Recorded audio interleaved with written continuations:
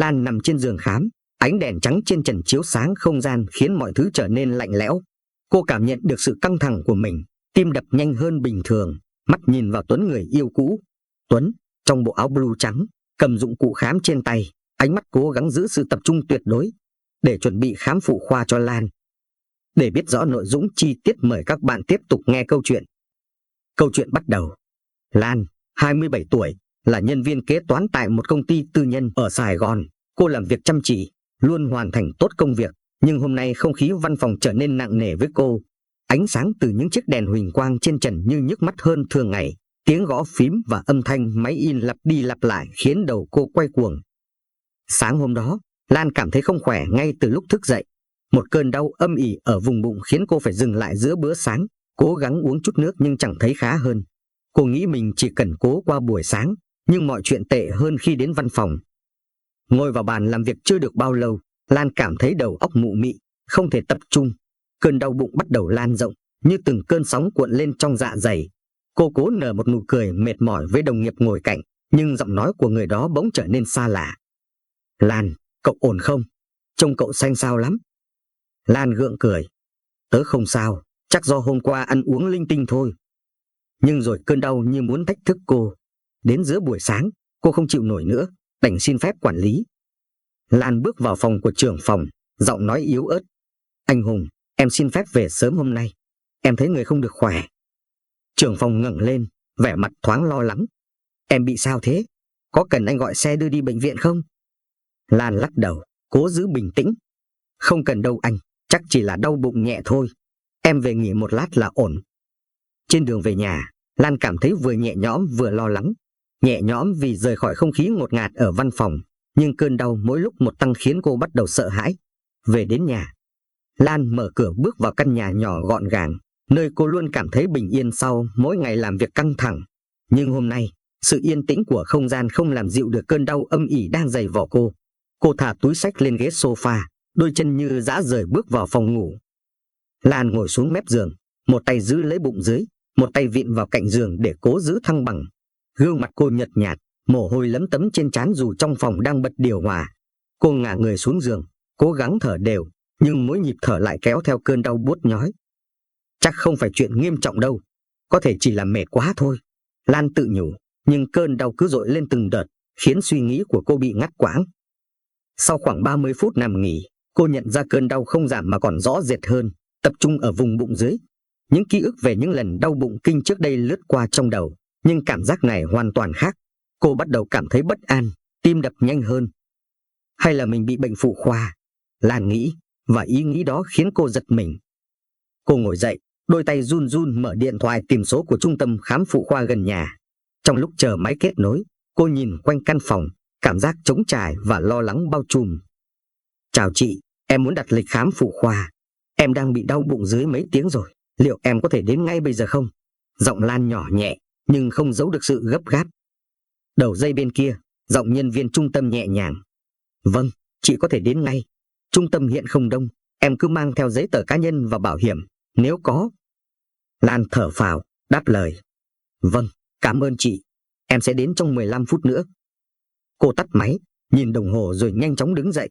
Mỗi cử động đều khiến cơn đau nhói lên, nhưng cô cố chịu đựng. Lan mở tủ, chọn một chiếc áo khoác nhẹ. Động tác của cô chậm rãi, phần vì mệt, phần vì tâm trí đang ngổn ngang suy nghĩ. Nhìn vào gương, cô thấy gương mặt mình tái nhợt, đôi mắt mệt mỏi. Có lẽ mình nên đến khám sớm. Nếu để lâu mà có vấn đề gì nghiêm trọng thì sao? Lan thầm nghĩ, đôi mắt thoáng hiện lên sự lo âu. Cô kiểm tra túi xách, chắc chắn đã mang theo ví tiền, điện thoại và một chai nước nhỏ. Trước khi rời khỏi nhà, Lan liếc nhìn lại căn phòng, cảm giác trống trải lạ lùng bao trùm lấy cô. Bước ra khỏi cửa, Lan cảm nhận được cơn gió nhẹ buổi trưa lướt qua khuôn mặt, nhưng nó chẳng làm dịu được sự bất an trong lòng. Cô bắt đầu đi xe máy hướng về trung tâm khám phụ khoa gần đó. Trong đầu, cô tự nhủ, mình phải bình tĩnh, sớm khám và biết kết quả sẽ tốt hơn là cứ lo lắng mãi thế này. Lan bước vào phòng khám đa khoa, không gian sáng sủa với ánh đèn led trắng dịu. Không khí mát mẻ của máy lạnh phả ra khiến cô cảm thấy dễ chịu hơn đôi chút, nhưng cơn đau âm ỉ ở bụng dưới vẫn không ngừng nhắc nhở cô về tình trạng của mình. Quầy lễ tân được thiết kế gọn gàng, phía sau là hai nhân viên mặc đồng phục trắng với nụ cười thân thiện. Lan tiến đến quầy, bàn tay hơi run khi đưa ra giấy tờ tùy thân. Cô lên tiếng, giọng nhỏ nhẹ nhưng rõ ràng. Chào chị, em là Lan, em có đặt lịch khám phụ khoa trước. Nhân viên lễ tân nhìn cô, gật đầu xác nhận. Vâng, đúng rồi chị Lan. Chị có thể ngồi ghế bên kia chờ một chút, bên em sẽ gọi tên chị khi đến lượt. Lan khẽ gật đầu. Cảm ơn chị. Cô quay người, bước đến khu vực chờ. Những chiếc ghế nhựa màu xanh xếp thành hàng ngay ngắn, một vài bệnh nhân khác đang ngồi chờ lượt của mình. Không khí yên tĩnh, chỉ có tiếng gõ bàn phím và thỉnh thoảng là tiếng gọi tên bệnh nhân vang lên từ loa thông báo. Lan ngồi xuống, bàn tay siết chặt lấy túi xách đặt trên đùi. Cô cảm thấy lo lắng, không phải vì sợ đau mà vì không biết mình đang gặp vấn đề gì. Trong lòng cô vang lên hàng loạt câu hỏi, liệu có nghiêm trọng không? Mình có phải điều trị lâu dài không? Sau khoảng 10 phút, một nhân viên y tế mặc áo blue trắng bước ra, cầm theo tờ danh sách. Cô ấy gọi tên Lan với giọng nhẹ nhàng. Chị Nguyễn Thị Lan, mời chị vào phòng khám phụ khoa số 3. Lan đứng dậy, cố nở một nụ cười đáp lại nhưng cảm giác lo lắng vẫn hiện rõ trên gương mặt. Nhân viên y tế dẫn cô qua một hành lang nhỏ, nơi ánh sáng từ các ô cửa kính làm không gian sáng bừng lên. Lan bước vào phòng khám phụ khoa số 3, trái tim đập thình thịch vì lo lắng. Không gian phòng khám sạch sẽ, gọn gàng, với những dụng cụ y tế được sắp xếp ngăn nắp trên bàn và kệ. Một người đàn ông mặc áo blue trắng đang quay lưng lại, chăm chú ghi chép gì đó vào máy tính. Lan không để ý nhiều, chỉ cảm nhận được bầu không khí yên tĩnh trong phòng làm cơn đau của mình như dịu đi đôi chút. Người bác sĩ quay lại, và ánh mắt hai người chạm nhau. Lan khựng lại, toàn thân như đông cứng. Khuôn mặt ấy, đôi mắt ấy, dù đã có phần trưởng thành và chín chắn hơn, nhưng làm sao cô có thể quên được? Đó là Tuấn, bạn trai cũ của cô, người mà cô đã từng yêu sâu đậm nhưng cũng là người để lại trong cô những vết thương lòng khó phai.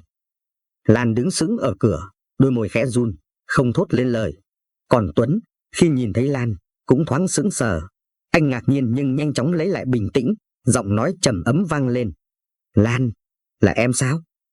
Lan nuốt khan, bàn tay vô thức siết chặt lấy túi xách. Cô không biết nên trả lời thế nào. Cuối cùng, cô chỉ gật đầu, cố gắng giữ giọng mình bình tĩnh. Vâng, chào anh. Em không ngờ lại gặp anh ở đây. Tuấn cười nhẹ, nhưng ánh mắt lộ rõ sự bối rối. Anh cũng bất ngờ khi gặp em. Anh mới chuyển đến phòng khám này tuần trước. Em, đến khám à?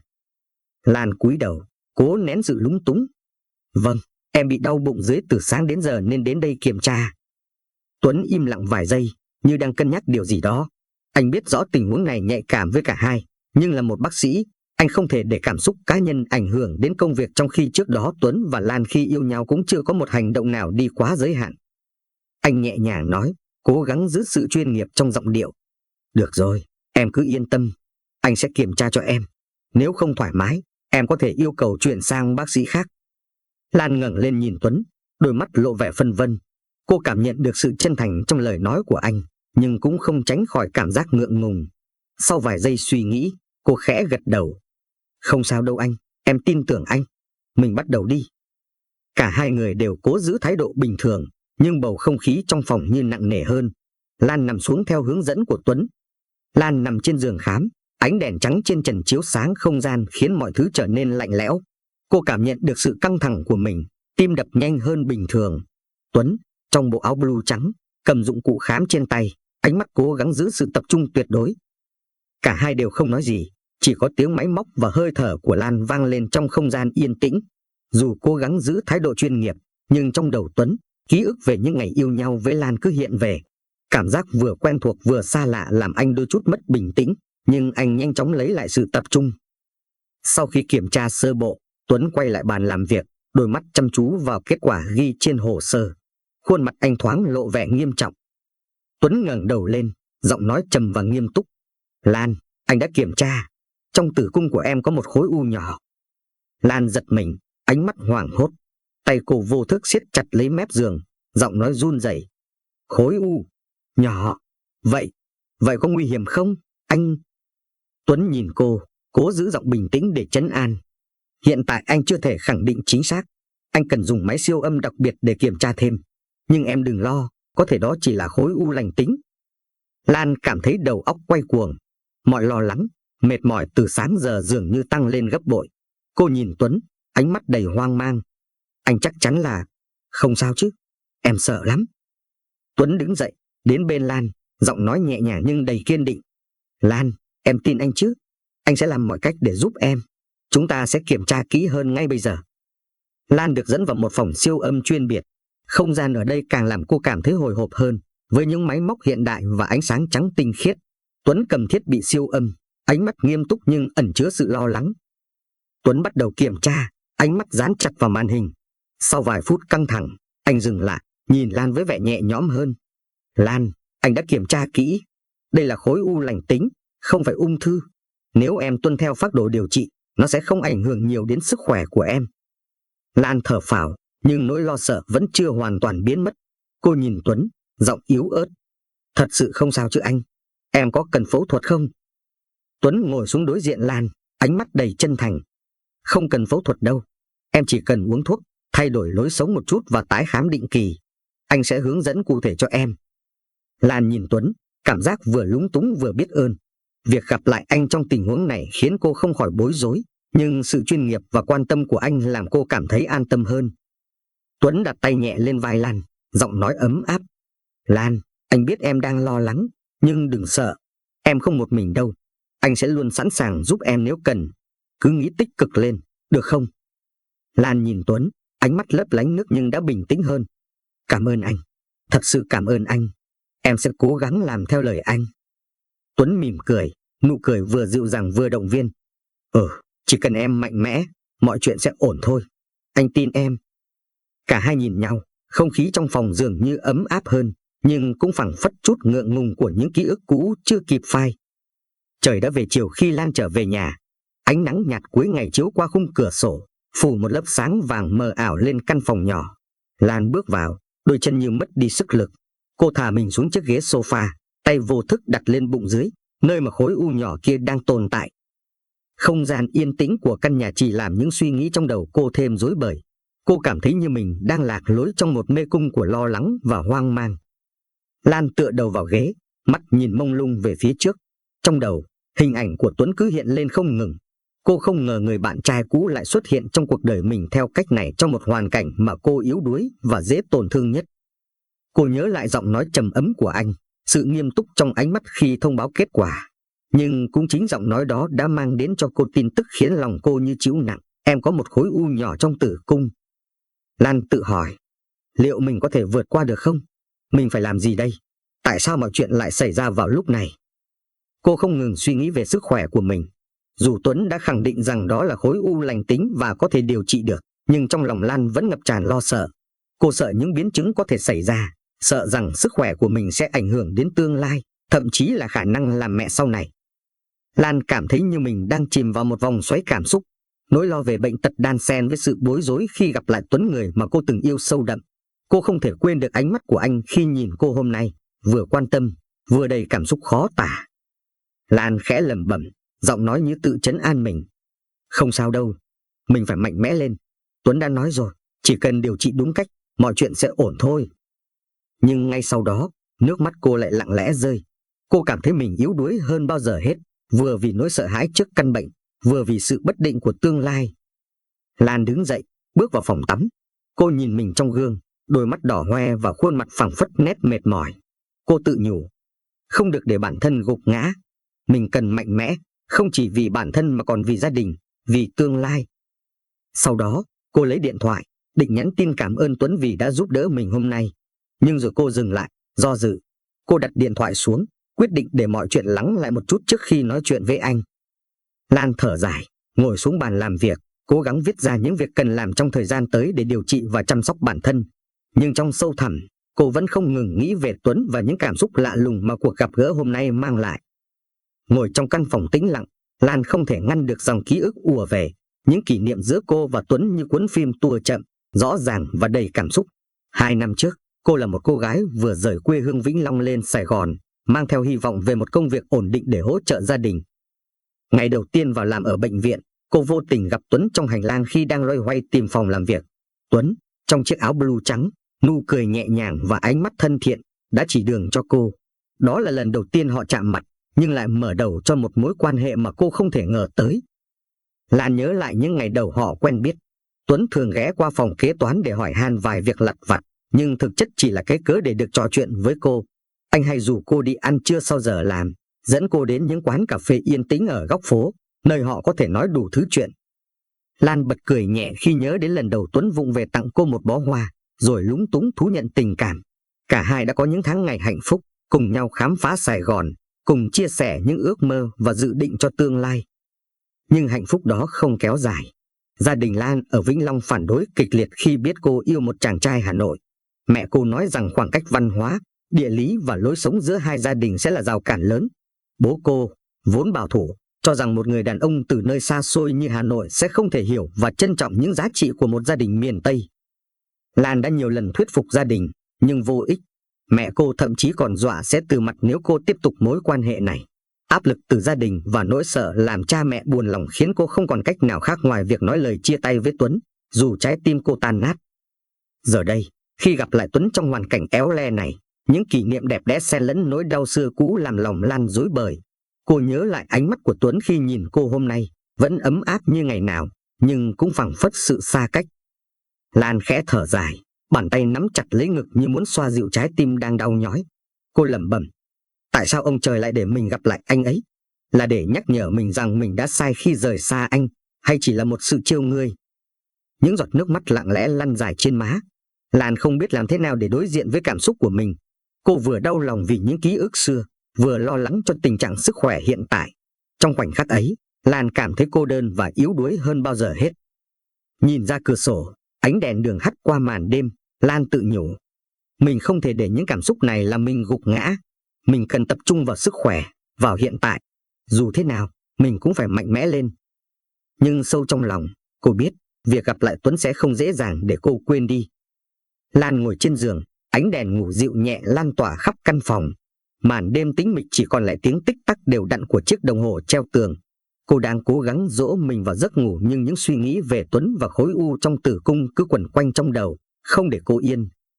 Đột nhiên, điện thoại của cô rung lên. Màn hình sáng lên, hiện dòng chữ anh Tuấn Hà Nội. Lan khựng lại, tim cô bất giác đập mạnh. Cô không ngờ rằng mình vẫn còn lưu số của anh. Tin nhắn từ Tuấn. Lan à, em thấy trong người thế nào rồi? Anh hy vọng em đừng quá lo lắng. Anh sẽ làm hết sức để giúp em vượt qua chuyện này. Sáng mai, em đến phòng khám lúc 9 giờ nhé. Anh muốn làm thêm một số kiểm tra để đảm bảo sức khỏe của em. Nghỉ ngơi đi nhé, đừng suy nghĩ nhiều quá. Lan đọc tin nhắn, trái tim cô chợt nhói lên. Sự quan tâm của Tuấn vẫn dịu dàng và chân thành như ngày nào, nhưng giờ đây lại mang theo một cảm giác xa lạ và khoảng cách. Cô nắm chặt điện thoại trong tay, mắt nhìn chăm chăm vào màn hình. Tuấn vẫn là Tuấn của ngày trước, luôn chu đáo, luôn lo lắng cho cô. Nhưng giờ đây, mọi thứ đã khác. Họ không còn là những người yêu nhau nữa. Khoảng cách về thời gian, không gian và cả những tổn thương trong quá khứ dường như quá lớn để xóa nhòa. Lan khẽ thở dài, lòng cô ngổn ngang. Cô vừa cảm động trước sự quan tâm của Tuấn, vừa cảm thấy nỗi đau khi những ký ức cũ lại ùa về. Cô tự hỏi, liệu anh ấy nhắn tin vì trách nhiệm của một bác sĩ, hay còn điều gì khác? Mình nên trả lời thế nào đây? Lan đặt điện thoại xuống, ngả người ra sau, mắt nhìn lên trần nhà. Sau vài phút suy nghĩ, cô cầm điện thoại lên và trả lời. Cảm ơn anh, em sẽ đến vào sáng mai. Em ổn, anh đừng lo. Gửi tin nhắn xong, cô đặt điện thoại xuống bàn, lòng nặng trĩu. Cô không biết liệu cuộc gặp ngày mai có làm cô cảm thấy nhẹ nhõm hơn hay chỉ khiến mọi chuyện trở nên phức tạp. Lan cảm thấy mình đang đứng trước ngã rẽ của những cảm xúc lẫn lộn. Nỗi lo về sức khỏe, sự bối rối khi gặp lại người yêu cũ, và áp lực từ những ký ức xưa cũ cứ quấn lấy cô. Cô nhắm mắt, tự nhủ với bản thân. Ngày mai, mình phải đối diện với tất cả. Mình cần tập trung vào sức khỏe trước tiên. Những chuyện khác, để sau này tính tiếp. Lan tắt đèn, cố gắng chìm vào giấc ngủ. Nhưng sâu thẳm trong lòng, cô biết rằng những cảm xúc này sẽ không dễ dàng tan biến. Còn về Tuấn, khi về nhà anh nghĩ về hoàn cảnh ngày hôm nay gặp Lan. Trời đã khuya, ánh đèn trong căn hộ nhỏ của Tuấn vẫn sáng. Anh ngồi lặng lẽ trên chiếc ghế trước bàn làm việc, tay cầm ly cà phê đã nguội từ lâu, mắt nhìn chăm chăm vào màn hình máy tính nhưng tâm trí thì lạc lõng. Hình ảnh của Lan khi bước vào phòng khám cứ lặp đi lặp lại trong đầu anh. Gương mặt quen thuộc ấy, dù đã 2 năm trôi qua, vẫn không thay đổi nhiều. Chỉ có ánh mắt là buồn hơn, sâu lắng hơn. Tuấn thở dài, đặt ly cà phê xuống bàn. Lan, cái tên ấy như một tiếng vang trong lòng anh, gợi lại những kỷ niệm ngọt ngào và đau lòng. 2 năm trước, họ đã có một tình yêu đẹp, nhưng lại phải chia tay vì những áp lực từ gia đình Lan. Tuấn nhớ những ngày họ cùng nhau đi dạo trên con đường đầy cây xanh trước cổng bệnh viện, Những lần anh cố ý rủ Lan đi ăn chưa chỉ để được ngắm cô cười, và cả những lúc cô tựa đầu vào vai anh, kể về ước mơ giúp đỡ gia đình ở quê. Nhưng ký ức đẹp đó lại xen lẫn với nỗi đau ngày chia tay. Anh vẫn nhớ rõ ánh mắt đẫm lệ của Lan khi nói rằng cô không thể tiếp tục mối quan hệ này vì gia đình phản đối. Anh đã cố gắng thuyết phục cô, nhưng cuối cùng, mọi nỗ lực đều vô ích. Hôm nay, gặp lại Lan trong hoàn cảnh này, lòng Tuấn rối bời. Anh vẫn yêu cô, vẫn quan tâm đến cô, nhưng khoảng cách giữa họ dường như lớn hơn bao giờ hết. Anh tự hỏi liệu Lan có còn chút tình cảm nào dành cho mình không, hay cô đã hoàn toàn quên anh. Tuấn tự cười mỉa bản thân. Đây không phải lúc nghĩ đến chuyện cũ. Mình là bác sĩ, điều quan trọng nhất là giúp cô ấy vượt qua căn bệnh này. Tuấn gạt bỏ những suy nghĩ cá nhân, tập trung vào việc tìm hiểu thêm về căn bệnh của Lan. Anh mở máy tính, tra cứu các tài liệu y khoa mới nhất về khối u lành tính trong tử cung, đọc kỹ các phương pháp điều trị hiệu quả nhất và các phác đồ mới nhất để đảm bảo sức khỏe cho cô. Khi đọc, Tuấn lẩm bẩm, khối u này may mắn là lành tính, nhưng vẫn cần theo dõi sát sao. Điều trị sớm và đúng cách sẽ giúp Lan không gặp phải biến chứng. Tuấn ghi chép cẩn thận những điểm quan trọng vào sổ tay, tự nhủ rằng ngày mai sẽ dành thời gian giải thích rõ ràng hơn cho Lan để cô an tâm. Dù trong lòng vẫn còn dao động bởi những ký ức cũ, nhưng Tuấn dần lấy lại sự bình tĩnh và chuyên nghiệp của một bác sĩ. Anh tự nhủ, Lan cần sự giúp đỡ của mình lúc này, không phải những cảm xúc cá nhân. Mình sẽ làm tất cả để cô ấy khỏe mạnh. Tuấn đóng laptop, nhìn đồng hồ đã gần nửa đêm. Anh thở dài, bước ra ban công, nhìn ánh đèn lấp lánh của thành phố. Dù cố gắng gạt bỏ, nhưng một góc nhỏ trong lòng anh vẫn hy vọng rằng sự gặp gỡ lần này có thể là một khởi đầu mới giữa hai người. Sáng ngày mai, ánh sáng ban mai chiếu qua cửa sổ, nhưng Lan vẫn không thể gạt bỏ được sự lo lắng trong lòng. Dù đã cố gắng giữ cho mình một tinh thần bình tĩnh, nhưng trái tim cô vẫn không ngừng đập nhanh mỗi khi nghĩ đến việc gặp lại Tuấn. Cô thay đồ, chuẩn bị đi đến phòng khám, nhưng tâm trí vẫn rối bời. Sự kết hợp giữa lo lắng về tình trạng sức khỏe và cảm giác bối rối khi gặp lại người yêu cũ khiến cô không thể hoàn toàn tập trung vào bất cứ điều gì. Cô biết mình phải đối mặt với bệnh tật, nhưng lòng vẫn chưa thể bình yên. Lan ngồi trong chiếc xe ôm, nhìn ra ngoài cửa sổ, những cảnh vật xung quanh dường như mờ nhạt. Cô lẩm bẩm trong đầu, liệu mình có thể chịu đựng được sự gặp lại này không? Liệu mình có thể giữ được sự bình tĩnh khi gặp Tuấn? Liệu anh ấy có thấy lạ khi nhìn thấy mình như thế này? Cảm giác căng thẳng ngày càng lớn dần, và cô không thể tránh khỏi việc tự hỏi về tình trạng của mình. Mặc dù Tuấn đã cố gắng trấn an cô, nhưng cô vẫn không thể thoát khỏi nỗi lo sợ về căn bệnh này. Khi Lan đến phòng khám, cô hít một hơi thật sâu rồi bước vào. Phòng khám hôm nay không đông đúc như những lần trước. Cô nhìn quanh, cảm thấy một chút yên bình, nhưng ngay khi ánh mắt cô lướt qua khu vực đăng ký, cô thấy Tuấn đang đứng đó, bận rộn với những công việc của một bác sĩ. Nhìn thấy anh, trái tim Lan bỗng thắt lại. Cô cảm thấy mình lạc lõng, không biết phải làm gì. Dù Tuấn là bác sĩ và đây là một cuộc hẹn chuyên môn, nhưng những cảm xúc trong lòng cô không thể nào dập tắt được. Tuấn ngẩng lên, ánh mắt anh lướt qua Lan. Dù anh đã chuẩn bị tinh thần cho cuộc gặp này, nhưng trong lòng anh cũng không thể không cảm thấy một chút bất ngờ. 2 năm không gặp, nhưng những cảm xúc xưa cũ vẫn chưa hoàn toàn phai nhạt. Anh mỉm cười, cố gắng làm dịu bầu không khí căng thẳng. Chào em, Lan, em đến đúng giờ đấy. Lan gật đầu, nở một nụ cười nhẹ, nhưng bên trong cô lại là một cơn sóng dữ dội. Cô cảm thấy mình như đang đứng giữa hai thế giới, một bên là trách nhiệm và lý trí, bên kia là cảm xúc và những kỷ niệm không thể quên. Tuấn dẫn cô vào phòng khám, chỉ định cho cô nằm xuống và chuẩn bị cho các xét nghiệm. Anh vẫn giữ thái độ chuyên nghiệp, nhưng những giây phút ngắn ngủi này, khi nhìn thấy Lan, những cảm xúc không thể nói thành lời lại trỗi dậy trong anh. Lan nằm xuống giường khám, mắt nhìn lên trần nhà, cố gắng tập trung vào việc làm sao để không nghĩ đến Tuấn, nhưng mọi thứ lại càng trở nên khó khăn hơn. Mỗi lần Tuấn tiến lại gần, cô cảm nhận rõ hơi ấm từ anh, và trái tim lại loạn nhịp. Cô tự nhủ với mình, đừng nghĩ về anh ấy, hãy nghĩ về sức khỏe của mình. Mình phải vượt qua điều này. Nhưng thật sự, trong khoảnh khắc này, Lan cảm thấy khó khăn hơn bao giờ hết. Cô không biết liệu mình có thể vượt qua nỗi lo sợ về bệnh tật và cảm xúc của mình đối với Tuấn hay không. Sau khi khám phụ khoa lại cho Lan, Tuấn đứng bên cạnh giường khám, tay cầm đơn thuốc. Anh nhìn Lan một cách chăm chú, cố gắng giữ vẻ chuyên nghiệp nhưng trong lòng lại đầy lo lắng. Anh đã giải thích kỹ cho Lan về tình trạng của cô và cách điều trị. Cảm giác căng thẳng trong anh dường như không thể giấu được. Đây là đơn thuốc, em nhớ uống đúng theo chỉ dẫn nhé. Đừng quên nghỉ ngơi để cơ thể hồi phục nhanh chóng. Nếu có bất kỳ vấn đề gì, đừng ngần ngại gọi cho anh. Lan nhận lấy đơn thuốc, gật đầu. Cô cảm ơn Tuấn, nhưng trong lòng vẫn không thể thoát khỏi cảm giác bối rối khi phải đối diện với anh.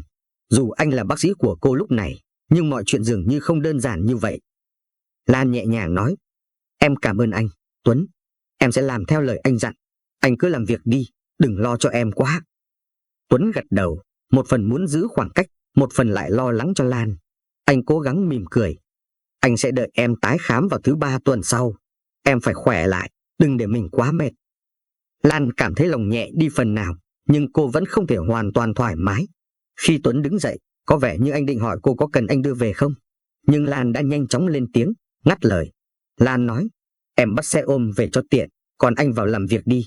Cảm ơn anh nhiều. Tuấn vẫn gật đầu đồng ý. Anh không muốn làm cô cảm thấy gượng gạo hơn, nên chỉ mỉm cười nhẹ nhàng. Tuấn nói, được rồi, em nhớ chăm sóc bản thân nhé. Chào em. Lan cũng mỉm cười, đứng dậy và bước ra ngoài. Tuấn đứng lại nhìn cô đi, trong lòng cảm thấy một nỗi niềm khó tả. Anh quay lại phòng làm việc, nhưng cảm giác lo lắng về tình trạng của Lan vẫn không thể nào vơi đi. Khi bước ra ngoài phòng khám, Lan cảm thấy nhẹ nhõm hơn một chút. Cô biết rằng mình cần phải nghỉ ngơi và tuân thủ phác đồ điều trị. Nhưng khi nghĩ đến Tuấn, một cảm giác mơ hồ lại ùa về. Cô tự hỏi liệu có phải mọi chuyện sẽ như trước kia, hay lần này mọi thứ sẽ chỉ dừng lại ở mối quan hệ giữa bác sĩ và bệnh nhân. Cô ngồi lên xe ôm, nhìn ra ngoài cửa sổ, lòng vẫn còn lắng đọng những cảm xúc không thể giải thích. Cô chỉ mong rằng những lo lắng về sức khỏe của mình sẽ sớm qua đi và có thể tìm lại được sự bình yên trong lòng. Sau khi về nhà, Lan ăn uống một chút rồi nằm nghỉ ngơi. Mặc dù cơ thể cô đã đỡ hơn sau khi nghỉ ngơi, nhưng tâm trí lại không thể bình yên. Mọi suy nghĩ về Tuấn cứ vây quanh, khiến cô không thể nào tập trung vào việc gì khác. Mẹ của Lan, bà Nga, sau khi biết tin con gái bị ốm, đã lên Sài Gòn để chăm sóc cho cô. Bà Nga là người rất yêu thương Lan, luôn muốn con gái mình khỏe mạnh và hạnh phúc. Tuy nhiên, bà cũng là người đã ngăn cản Lan yêu Tuấn khi họ còn bên nhau. Điều này khiến Lan cảm thấy một sự căng thẳng không thể tránh khỏi trong lòng. Mẹ của Lan, bà Nga, lo lắng chăm sóc từng ly từng tí cho con gái. Bà nấu những món ăn nhẹ, đích thân xoa bóp lưng cho Lan khi cô cảm thấy mệt. Mặc dù Lan cảm thấy biết ơn vì tình yêu thương của mẹ, nhưng cô lại không thể dừng lại được suy nghĩ về Tuấn. Những ký ức về anh, về mối quan hệ đã từng đẹp đẽ nhưng đổ vỡ, cứ quẩn quanh trong đầu cô. Mỗi lần bà Nga nhìn Lan với ánh mắt đầy yêu thương và lo lắng, Lan lại cảm thấy một nỗi buồn sâu sắc. Cô biết rằng mẹ luôn muốn bảo vệ mình, nhưng lại không thể phủ nhận rằng mẹ là người đã ngăn cản cô yêu Tuấn, người mà cô từng rất yêu. Lan nghĩ, liệu mình có thể sống mà không có Tuấn không? Liệu mẹ có bao giờ hiểu được tình cảm của mình? Cả gia đình luôn mong muốn mình có một cuộc sống ổn định, nhưng trái tim mình lại không thể quên anh ấy. Dù mẹ Lan rất tận tâm chăm sóc, nhưng bầu không khí trong nhà lại có chút căng thẳng. Lan cảm nhận được sự lo lắng của mẹ, nhưng lại không thể chia sẻ hết những cảm xúc phức tạp trong lòng. Cô chỉ muốn được yên bình, nhưng lại không thể ngừng suy nghĩ về quá khứ, về những quyết định của mẹ và về tương lai mịt mù trước mắt. Hôm nay là một ngày chủ nhật yên bình. Tuấn được nghỉ làm và quyết định đến thăm Lan sau khi biết cô vẫn đang trong thời gian điều trị. Anh cầm trên tay một giỏ trái cây tươi, mong muốn đem lại cho Lan một chút niềm vui trong những ngày khó khăn này.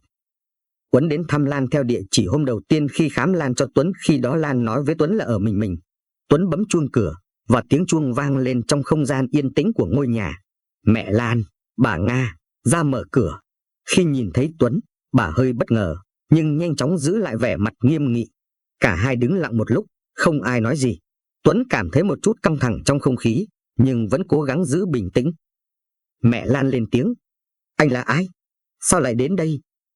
Tuấn nhẹ nhàng đáp. Chào cô, cháu đến thăm Lan. Mẹ Lan nói với giọng cứng rắn. Anh đến đây làm gì? Lan không cần gặp anh đâu, cô ấy đang nghỉ ngơi. Ngay lúc đó, Lan từ trong phòng ngủ nghe tiếng ồn, ngồi dậy, cảm thấy hơi bất ngờ khi nghe mẹ mình nói như vậy. Cô bước ra khỏi phòng và nhìn thấy Tuấn đứng ngoài cửa, tay vẫn cầm giỏ trái cây. Lan nói, vội vàng giải thích. Anh Tuấn, mẹ ơi, con xin lỗi. Mẹ, anh Tuấn là bác sĩ đã khám cho con. Thực ra, chúng con đã chia tay rồi, nhưng vô tình gặp lại nhau ở phòng khám. Anh ấy chỉ là bác sĩ của con thôi, không có gì đâu. Mẹ Lan nghe Lan giải thích, ánh mắt vẫn không hoàn toàn thỏa mãn. Bà hơi lặng người, rồi thở dài, như muốn nói gì đó nhưng lại không thốt lên lời. Bà biết rằng dù có ngăn cản thế nào, tình cảm của Lan và Tuấn đã là một phần trong quá khứ, nhưng bà vẫn không muốn cô con gái mình vướng vào một mối quan hệ khó khăn. Mẹ Lan sau một hồi im lặng, quyết định tạm thời dịu lại. Thôi được rồi, Nếu anh là bác sĩ của con thì vào nhà một chút đi. Nhưng chỉ một lát thôi, con phải nghỉ ngơi. Tuấn mỉm cười, cảm thấy nhẹ nhõm khi được mời vào nhà. Anh bước vào, vẫn giữ giỏ trái cây trên tay. Lan đưa anh đến phòng khách và mẹ cô cũng không nói gì thêm. Không gian trong nhà có phần ngượng ngùng. Mẹ Lan ngồi ở một góc, nhìn Lan và Tuấn trò chuyện. Còn Tuấn và Lan thì ngồi đối diện, cả hai đều cảm thấy có một khoảng cách không dễ dàng vượt qua. Mặc dù Tuấn chỉ là bác sĩ của Lan lúc này, nhưng tình cảm giữa họ vẫn không thể dễ dàng xóa nhòa. Lan cảm thấy hơi lúng túng khi mẹ cô ngồi đó, nhưng cô cũng không muốn để mẹ phải lo lắng thêm. Cô chỉ muốn mọi chuyện trở lại bình thường, dù rằng tình cảm giữa cô và Tuấn đã không còn như trước. Sau đó, Tuấn không muốn để mọi chuyện trở nên quá căng thẳng, nên anh vội vàng lấy trong túi áo một mảnh giấy nhỏ. Mảnh giấy này chứa thông tin về quá trình điều trị khối u trong tử cung của Lan. Anh đưa mảnh giấy cho Lan, trong đó ghi rõ phác đồ điều trị và các hướng dẫn cần thiết. Tuấn nhẹ nhàng giải thích. Lan, đây là phác đồ điều trị mà anh đã kê cho em. Em chỉ cần uống thuốc theo đơn này và nhớ tái khám vào thứ 3 tuần sau. Nếu tình trạng sức khỏe của em tiến triển tốt, thì khối u này sẽ không còn là vấn đề nữa. Đó là khối u lành tính, nên không cần phải lo lắng quá. Lan lắng nghe, cảm thấy chút yên tâm hơn. Nghe Tuấn nói vậy, Lan cảm thấy nhẹ nhõm hơn một chút. Cô không còn cảm thấy lo sợ như trước nữa, khi biết rằng tình trạng của mình có thể được điều trị đơn giản chỉ bằng việc uống thuốc. Tuy nhiên, trong lòng cô vẫn còn một chút lo lắng về tương lai, về những gì sẽ xảy ra sau khi điều trị. Tuấn tiếp tục dặn dò. Em nhớ uống thuốc đúng giờ và nghỉ ngơi đầy đủ nhé. Nếu có bất kỳ vấn đề gì, đừng ngần ngại gọi cho tôi. Và nếu tình hình tiến triển tốt, chúng ta sẽ không phải lo về khối u nữa. Mẹ Lan lắng nghe. Mẹ Lan, dù không nói gì, nhưng cũng lắng nghe những gì Tuấn nói. Bà nhìn con gái mình, trong ánh mắt có phần lo lắng nhưng cũng có chút yên tâm khi nghe Tuấn giải thích về tình trạng sức khỏe của Lan. Bà không muốn can thiệp quá nhiều vào quyết định của Lan, nhưng trong lòng bà vẫn cảm thấy một sự bất an về mối quan hệ giữa họ. Bầu không khí lúc này, cả ba người ngồi trong phòng khách, bầu không khí vẫn có phần ngượng ngùng, nhưng ít ra Lan cũng đã cảm thấy yên tâm hơn về bệnh tình của mình. Tuấn sau khi giải thích xong, đứng dậy, chuẩn bị rời đi. Mẹ Lan nhìn con gái mình một cách âu yếm, rồi quay sang Tuấn. Mẹ Lan nhẹ nhàng nói, chào bác sĩ, cảm ơn anh đã quan tâm đến sức khỏe của con gái tôi. Cảm ơn anh đã đến thăm. Tuấn mỉm cười. Không có gì đâu ạ, anh chỉ làm nhiệm vụ của mình thôi. Tuấn rời đi, nhưng trong lòng Lan vẫn còn nhiều suy nghĩ. Cô biết rằng mình cần phải điều trị và nghỉ ngơi để nhanh chóng khỏe lại, nhưng những cảm xúc về Tuấn và mối quan hệ giữa họ vẫn chưa thể dễ dàng xóa nhòa. Thứ ba, Lan đến phòng khám. Sáng hôm đó, Lan đến phòng khám đúng giờ như đã hẹn. Trong lòng có một chút lo lắng nhưng cũng hy vọng rằng bệnh tình của mình sẽ được cải thiện. Tuy nhiên, suy nghĩ về Tuấn, người yêu cũ của cô, khiến cô cảm thấy khó tập trung. Những kỷ niệm về tình cảm giữa họ vẫn luôn quẩn quanh trong đầu, khiến Lan cảm thấy mâu thuẫn trong lòng. Khi vào phòng khám, Tuấn khám cho Lan. Tuấn đã sẵn sàng để tiếp đón Lan. Sau khi kiểm tra kỹ càng, anh thông báo kết quả với giọng nhẹ nhàng, nhưng đầy sự an ủi. Lan, khối u của em đã không còn vấn đề gì nữa. Tình trạng sức khỏe của em tiến triển rất tốt. Em có thể tiếp tục cuộc sống bình thường mà không cần phải lo lắng. Lan cảm thấy nhẹ nhõm. Nghe Tuấn thông báo như vậy, Lan cảm thấy một luồng thở phào nhẹ nhõm. Cô không còn phải lo lắng về bệnh tật nữa, nhưng đồng thời cũng cảm thấy lòng mình có chút bối rối khi đứng trước Tuấn. Những cảm xúc cũ lại ùa về, nhưng cô vẫn cố giữ bình tĩnh. Lan cảm ơn Tuấn. Cảm ơn anh, Tuấn. Em thật sự cảm thấy nhẹ nhõm hơn nhiều. Cảm ơn anh đã giúp em. Tuấn mỉm cười, gật đầu. Em nên nghỉ ngơi thêm một chút và theo dõi sức khỏe. Nếu có gì bất thường, đừng ngần ngại liên lạc với tôi. Lan ra về, Tuấn ở lại làm việc. Sau khi nhận đơn thuốc và lời dặn dò của Tuấn, Lan chào tạm biệt anh và ra về. Trong lòng cô vẫn còn những cảm xúc khó tả, nhưng cô không muốn để chúng ảnh hưởng đến cuộc sống hiện tại. Tuấn vẫn tiếp tục công việc của mình, nhưng ánh mắt anh dõi theo Lan khi cô bước ra khỏi phòng khám. Sau khi bệnh tình của Lan đã được điều trị xong, cả hai không thể ngừng nghĩ về nhau. Mặc dù thời gian trôi qua và những chuyện đã xảy ra, nhưng cảm xúc giữa họ vẫn còn đọng lại. Những ký ức về mối quan hệ trước đây không dễ dàng phai nhạt, dù rằng họ đã chia tay. Lan không thể phủ nhận rằng trong lòng mình vẫn còn một phần tình cảm dành cho Tuấn. Cô tự hỏi liệu có thể tiếp tục sống mà không để tình cảm này ảnh hưởng đến cuộc sống hiện tại của mình. Còn Tuấn, dù đã quyết định làm bác sĩ cho Lan và không muốn làm rối thêm cuộc sống của cô, nhưng anh cũng không thể dập tắt cảm xúc trong lòng mình. Sau khi mẹ Lan trở về quê, đối với Tuấn bà Nga cảm thấy thân thiện hơn trước. Lan ở lại một mình, dành thời gian nghỉ ngơi. Cảm giác về Tuấn lại ùa về trong cô, không thể nào gạt bỏ được. Cô nhớ những lúc anh chăm sóc, lo lắng cho cô trong suốt thời gian qua, và cũng nhớ những kỷ niệm giữa họ. Lan không thể ngừng nghĩ về anh, về những ngày tháng cũ, những cảm xúc chưa bao giờ dứt. Một buổi tối, khi cảm thấy trong lòng bối rối, Lan quyết định cầm điện thoại lên và nhắn tin cho Tuấn. Cô biết mình cần phải nói chuyện với anh, dù có thể là để giải tỏa những cảm xúc đã bị dồn nén suốt thời gian qua. Tin nhắn của Lan: chào anh Tuấn, em muốn cảm ơn anh lần nữa vì đã giúp em trong suốt thời gian qua. Em cảm thấy khỏe lại rồi, nhưng em cũng muốn gặp anh để nói chuyện thêm một chút, có thể là để giải quyết những điều còn lại. Anh có thời gian không? Sau khi gửi đi, Lan cảm thấy hơi lo lắng. Cô không biết liệu Tuấn sẽ phản ứng thế nào, nhưng cô cũng biết rằng đây là điều mà mình cần phải làm. Tuấn đọc tin nhắn. Khi Tuấn nhận được tin nhắn từ Lan, anh có chút ngạc nhiên, nhưng cũng cảm thấy một sự mong đợi trong lòng. Mặc dù anh vẫn giữ một khoảng cách, nhưng tình cảm dành cho Lan vẫn còn nguyên vẹn, chưa bao giờ phai nhạt. Tuấn trả lời: chào Lan, anh rất vui khi nghe em đã khỏe lại. Anh cũng cảm thấy có những điều cần nói. Chúng ta có thể gặp nhau vào chiều mai được không? Lan đồng ý. Vậy chiều mai em sẽ gặp anh, cảm ơn anh. Cả hai người đã quyết định gặp nhau. Trong lòng Lan có một sự hồi hộp khó tả, nhưng cũng không thể phủ nhận rằng cô mong đợi cuộc gặp này để có thể giải quyết những cảm xúc lẫn lộn giữa họ. Còn Tuấn, dù đã lâu không gặp, nhưng anh cũng không thể quên Lan và những gì đã xảy ra. Chiều hôm sau, Lan và Tuấn hẹn nhau gặp tại công viên. Thời tiết thật đẹp, không khí trong lành, nhưng cả hai đều cảm thấy hồi hộp, lo lắng. Mỗi người đều có những suy nghĩ riêng trong đầu, nhưng không ai dám nói ra trước. Khi Lan đến, Tuấn đã đứng chờ sẵn. Họ nhìn nhau một lúc, cảm giác như thời gian ngừng lại. Lan lên tiếng trước: chào anh Tuấn, em muốn cảm ơn anh vì tất cả những gì anh đã làm cho em trong suốt thời gian qua. Anh không chỉ là bác sĩ giúp em khỏe lại mà còn là người em đã từng yêu rất nhiều. Tuấn nhìn Lan, không nói gì, chỉ mỉm cười nhẹ nhàng. Anh có thể cảm nhận được sự chân thành trong lời nói của cô, và cảm giác của anh đối với Lan không thay đổi, dù đã có những quãng thời gian xa cách. Lan tiếp tục: em đã suy nghĩ rất nhiều. Em vẫn nhớ anh và những kỷ niệm giữa chúng ta. Em muốn bắt đầu lại, từ đầu, không còn gì phải ngăn cản nữa. Tuấn nhìn Lan, trong lòng anh có một cảm giác vừa nhẹ nhõm, vừa xúc động. Anh cũng không thể phủ nhận rằng anh vẫn còn yêu Lan, những kỷ niệm xưa chưa bao giờ phai mờ trong anh. Anh muốn quay lại, muốn làm lại từ đầu, không để những khó khăn trong quá khứ chi phối tình cảm của mình nữa. Tuấn đáp lại: anh cũng nhớ em rất nhiều, Lan. Những ngày qua anh đã không ngừng nghĩ về em. Anh cũng muốn bắt đầu lại từ đầu, để chúng ta có thể cùng nhau xây dựng lại mọi thứ. Không nói gì thêm, cả hai người bước lại gần nhau. Tuấn vòng tay ôm Lan, cảm giác như mọi thứ trở lại như xưa. Cảm giác ấm áp, gần gũi ấy khiến cả hai người đều cảm thấy yên bình. Họ ôm nhau lâu hơn, như để xóa tan tất cả những khoảng cách đã từng có. Từ giây phút đó, tình cảm giữa Lan và Tuấn như được gắn kết lại, mạnh mẽ hơn bao giờ hết. Những lời nói chưa kịp thốt ra, những cảm xúc chưa được chia sẻ giờ đây như đã được giải tỏa. Cả hai đều biết rằng mình đã có cơ hội để bắt đầu lại, để xây dựng lại mối quan hệ từ đầu, và lần này họ sẽ không để bất kỳ điều gì ngăn cản được tình yêu của mình. Sau khi Lan và Tuấn cùng quyết định trở về Vĩnh Long để đối mặt với mẹ Lan, họ cảm thấy một phần lo lắng nhưng cũng đầy hy vọng.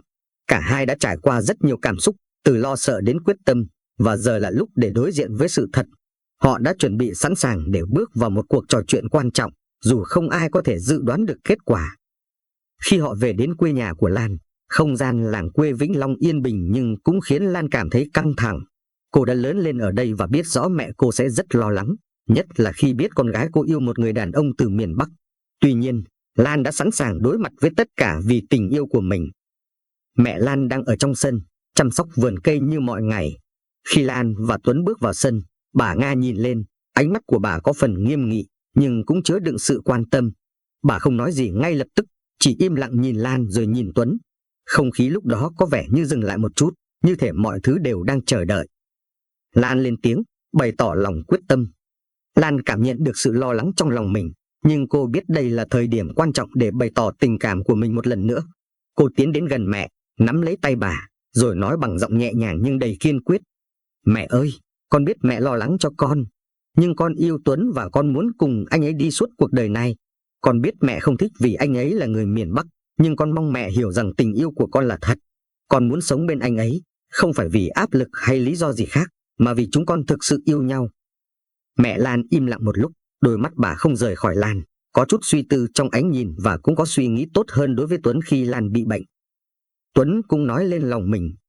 Tuấn đứng cạnh Lan, cảm nhận được bầu không khí căng thẳng. Anh biết rằng đây là lúc anh phải nói lên những suy nghĩ của mình. Anh quay sang mẹ Lan, nở một nụ cười nhẹ nhàng và nói: cháu hiểu rằng mẹ lo lắng cho Lan và khoảng cách người miền Nam người miền Bắc, và cháu tôn trọng điều đó. Cháu yêu Lan và muốn cùng cô ấy xây dựng một tương lai hạnh phúc. Cháu sẽ luôn yêu thương và chăm sóc cho Lan, để cô ấy không phải lo lắng gì nữa. Mong mẹ cho chúng cháu một cơ hội để chứng minh tình yêu này. Cuộc trò chuyện với mẹ Lan nhìn vào Tuấn một lúc lâu, rồi lại quay sang Lan. Bà không nói gì ngay lập tức, mà chỉ nhìn con gái mình với ánh mắt sâu lắng. Sau một vài giây im lặng, bà Nga khẽ thở dài, rồi lên tiếng: con là con gái của mẹ lo lắng cho con. Nhưng nếu con đã quyết định như vậy, mẹ sẽ không ngăn cản nữa. Mẹ chỉ mong hai đứa sống hạnh phúc, không có gì quan trọng hơn. Lan cảm nhận được sự đồng ý từ mẹ, dù vẫn còn chút lo lắng, nhưng bà đã chấp nhận quyết định của con gái. Đây là lần đầu tiên bà không phản đối mối quan hệ này, và Lan cảm thấy lòng mình nhẹ nhõm. Cô nhìn Tuấn, ánh mắt đầy hạnh phúc và sự cảm kích. Sau cuộc trò chuyện này, Lan và Tuấn cảm thấy mối quan hệ của họ càng trở nên vững chắc hơn. Họ không chỉ vượt qua được sự lo lắng của mẹ Lan mà còn nhận được sự chấp nhận từ bà. Cả hai đều cảm thấy hạnh phúc vì đã làm cho mẹ Lan hiểu được tình yêu của họ, và giờ đây họ có thể cùng nhau bước vào một chương mới trong cuộc đời. Họ nắm tay nhau, nhìn về tương lai, biết rằng dù sẽ có những thử thách khác, nhưng tình yêu và sự quyết tâm của họ sẽ là sức mạnh để vượt qua tất cả. Sau 3 tháng, Tuấn và Lan đã tổ chức một đám cưới đẹp, ngập tràn hạnh phúc. Đám cưới không chỉ là một sự kiện quan trọng đối với họ mà còn là sự kiện đầy cảm xúc với sự tham gia của cả hai gia đình. Bố mẹ Tuấn từ Hà Nội cũng bay vào Sài Gòn để cùng gia đình Lan chuẩn bị cho ngày trọng đại. Mọi người đều rất vui mừng, những giây phút ấy trở thành ký ức đẹp không thể nào quên. Đám cưới diễn ra trong không khí ấm cúng và vui vẻ, có sự góp mặt của bạn bè và người thân, tất cả đều chúc phúc cho đôi uyên ương. Cả Lan và Tuấn đều cảm nhận được tình yêu và sự ủng hộ từ gia đình, bạn bè, điều đó càng khiến họ thêm vững tin vào tình yêu của mình. Sau đám cưới, Lan và Tuấn quyết định mua một căn nhà nhỏ ở ngoại ô Sài Gòn, nơi không quá xa thành phố nhưng lại đủ yên tĩnh để cả hai có thể tận hưởng cuộc sống riêng. Căn nhà có khu vườn nhỏ, là nơi cả hai cùng chăm sóc cây cối và tạo dựng một tổ ấm nhỏ xinh. Tuấn mở một phòng khám phụ khoa mang tên Tuấn Lan và Lan làm kế toán cho phòng khám. Công việc của họ khá thuận lợi, phòng khám ngày càng phát triển nhờ vào uy tín của Tuấn và sự chăm sóc tận tâm của Lan. Cả hai làm việc cùng nhau chia sẻ những khoảnh khắc hạnh phúc trong công việc và cuộc sống. 1 năm sau, Lan mang thai và sinh ra một cậu con trai kháu khỉnh. Cậu bé khỏe mạnh, lan tỏa niềm vui và hạnh phúc cho gia đình. Công việc của phòng khám cũng ngày càng ổn định và phát triển, cuộc sống của họ thật sự viên mãn. Với một mái ấm tràn ngập tình yêu thương, Tuấn và Lan cùng nhau chăm sóc gia đình nhỏ, và hạnh phúc mỗi ngày lại đong đầy trong trái tim họ. Cuộc sống gia đình ngày càng trở nên vui vẻ và trọn vẹn, với những ước mơ và dự định cho tương lai. Bài học từ câu chuyện của Lan và Tuấn có thể rút ra được một số điểm quan trọng. 1. Sức mạnh của tình yêu và sự kiên định. Mặc dù đối diện với nhiều khó khăn và sự ngăn cản từ gia đình, Lan và Tuấn vẫn kiên trì với tình yêu của mình. Họ đã vượt qua được những thử thách. Điều này chứng tỏ rằng tình yêu chân thành và sự kiên định có thể giúp ta vượt qua mọi rào cản. 2. Sự hỗ trợ và động viên từ gia đình. Dù ban đầu mẹ của Lan không ủng hộ mối quan hệ, nhưng sau khi thấy sự nỗ lực và tình cảm chân thành từ cả hai, bà đã dần chấp nhận và ủng hộ họ. Điều này cho thấy tầm quan trọng của sự thấu hiểu và động viên từ gia đình trong các quyết định lớn trong cuộc sống. 3. Khả năng thích nghi và vượt qua khó khăn. Lan và Tuấn đã vượt qua được thử thách về bệnh tật, và trong quá trình này, họ cũng học cách đối mặt với những điều không lường trước. Bài học ở đây là chúng ta không thể tránh khỏi khó khăn, nhưng có thể vượt qua bằng sự kiên nhẫn, sự chuẩn bị và sự hỗ trợ lẫn nhau. 4. Tạo dựng một nền tảng vững chắc cho tương lai. Sau khi kết hôn, họ không chỉ sống trong tình yêu mà còn xây dựng sự nghiệp và một tổ ấm vững chắc. Họ không chỉ dựa vào tình cảm mà còn làm việc chăm chỉ để tạo ra một cuộc sống ổn định, thể hiện rằng tình yêu cần có sự hợp tác và cố gắng không ngừng. 5. Chăm sóc sức khỏe và sự quan tâm lẫn nhau. Câu chuyện cũng cho thấy sự quan trọng của việc chăm sóc sức khỏe, đặc biệt là trong những vấn đề tế nhị như bệnh phụ khoa. Sự quan tâm và chăm sóc của Tuấn đối với Lan trong lúc cô gặp khó khăn sức khỏe là minh chứng cho sự quan trọng của việc quan tâm lẫn nhau trong mối quan hệ. Cuối cùng, câu chuyện khẳng định rằng tình yêu, sự kiên trì và sự hỗ trợ lẫn nhau là chìa khóa để vượt qua mọi thử thách và xây dựng một cuộc sống hạnh phúc. Nếu các bạn nghe chuyện thấy hay thì các bạn hãy nhấn like và chia sẻ video này và để lại bình luận về ý kiến của mình.